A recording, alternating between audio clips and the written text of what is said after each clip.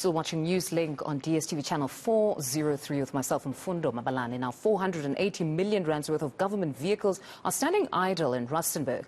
Now, this is due to a legal battle between the municipality and the company it was bought from. The city bought the vehicles 3 years ago, paying 141 million rand. Payments were then stopped, with the municipality claiming prices were inflated. The Democratic Alliance says the whole thing reeks of corruption. It was 3 years, about 3 years ago, I believe in 2018, that it happened that the municipality went into a contract for these vehicles. And then in the end, it was determined that there were three companies actually involved in this contract. But then it was determined that the three companies are using the same address in Rustenburg, in Beyersnodea Drive. And then the red lights came on, and eventually it was determined that this contract was irregular. And what is not mentioned in the media up to now is that in that same contract, it was actually included that they will provide fuel to the Rustenburg local municipality vehicles. Fuel pumps were erected on the premises of the municipality, as well as a workshop which was for the purpose of wheel alignment and wheel balancing, as well as a car wash and a tracking system office, which was all provided to these same contractors. And since the irregularity dispute started in court, all these services were actually stopped, and the municipality had to go into a private arrangement for fuel for the vehicles, because it was, for instance, determined that the fuel price by these contractors were much more. Now let's talk to Rustenburg Municipality spokesperson Thapelo Matebesi. Thapelo, good morning and thank you very much for your time. Now, yesterday, as you heard, we spoke to the Democratic Alliance on this very issue, and I was quite concerned that a municipality with such service delivery issues would have assets which could help somehow just lying idle. How did this situation come about? Good morning, Fundo, and good morning to the viewers, and thank you for having us. Yes, indeed, as the municipality, we are obviously perturbed and concerned, deeply disturbed as well. We wouldn't have loved to be in this situation that we find ourselves in, but unfortunately it happened, which dates back from 2018. About three to 4 years back. This is the situation now the new administration, the new council, the new municipal manager find themselves in, which this unpleasant, messy situation was started in 2018, wherein even the two Auditor General's report confirmed that indeed there was a material irregularity in terms of awarding the tender at the initial stage in 2018. And yes, and obviously, but however, I think in Fundo one.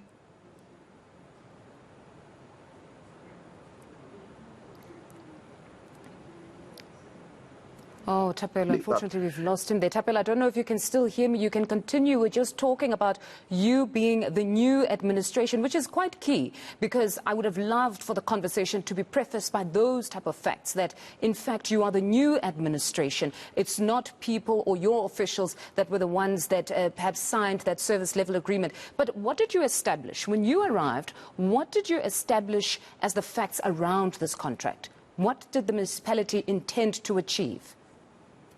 Thank you very much, Fundo. I hope you can hear me now because I can hear you.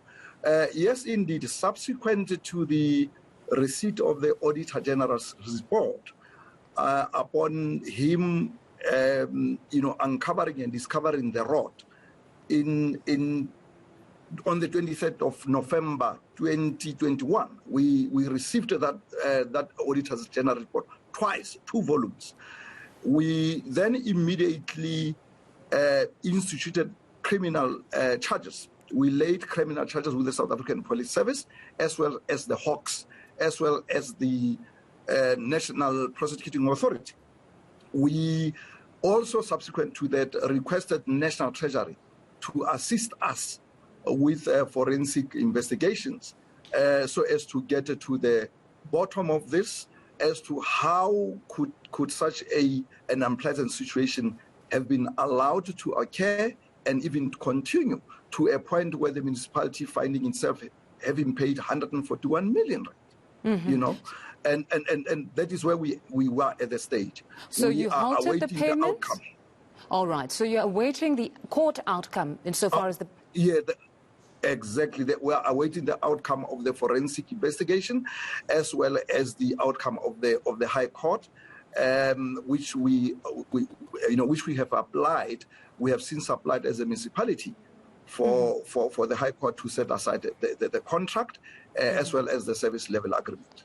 But the time frame, since 2018, yes, something is moving, but is this not too long a period to resolve this matter? Because the cars currently, all of those assets are lying idle. And they could be assisting in these service delivery issues we speak about. Indeed.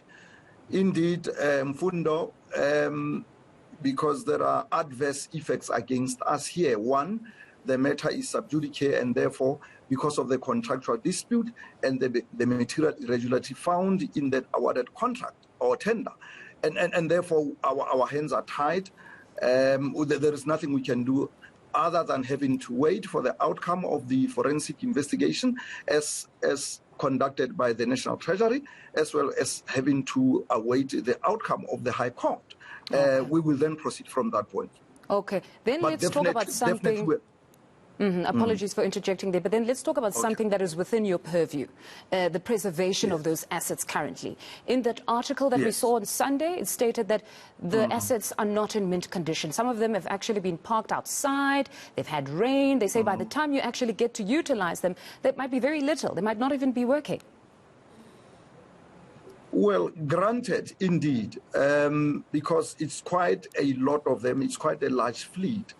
As called a yellow and white fleet.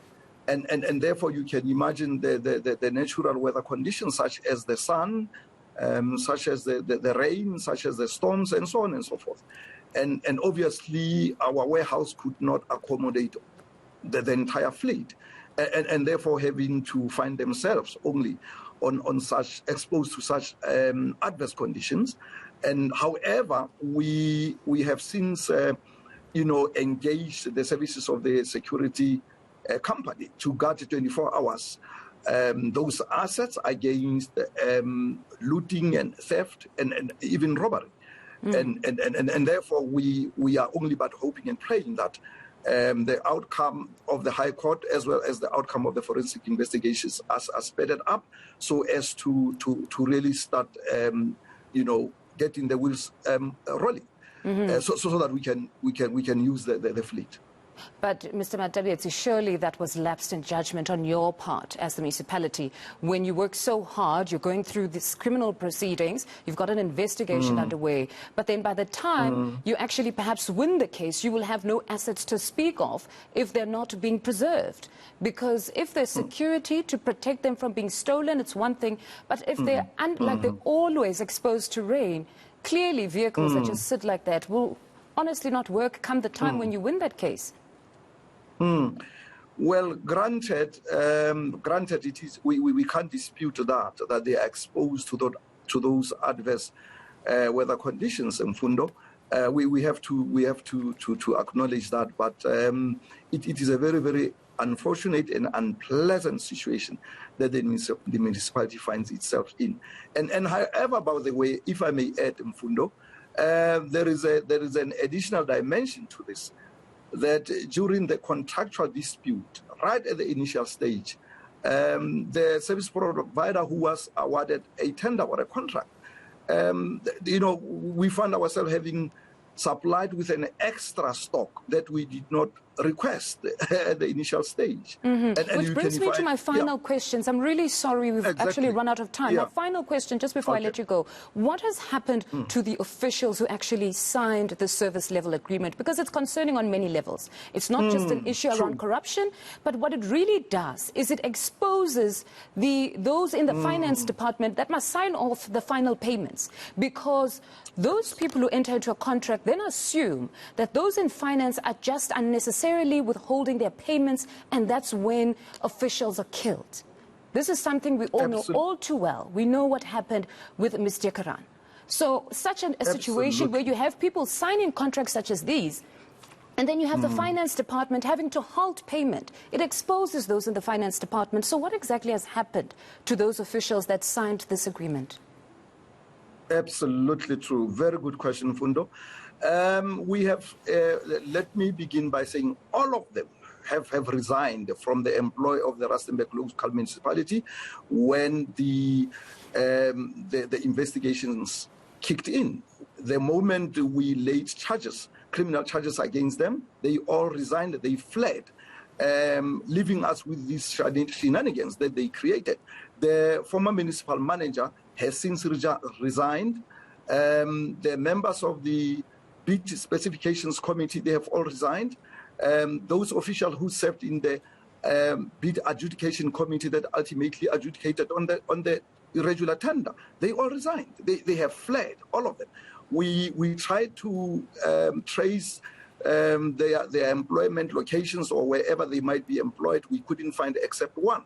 But all of them, suffice to say, they all left the employ of the Rustenburg local municipality, starting or including the former municipal manager. They all resigned and left. No, Mr. Matebesi, thank you very much for your time. Hopefully the matter will be speedily resolved. That was Rustenburg Municipality spokesperson Thapelo Matebesi.